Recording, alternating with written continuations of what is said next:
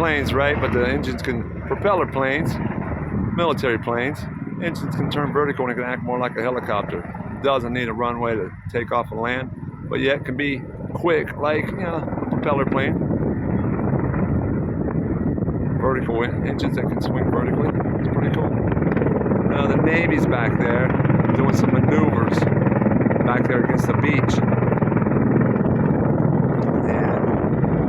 Yeah, I forget the name of that plane or whatnot, but it's just a short. Anyone in the comments, anyone knows what that plane's called, please put it in the comments. Okay, just a short.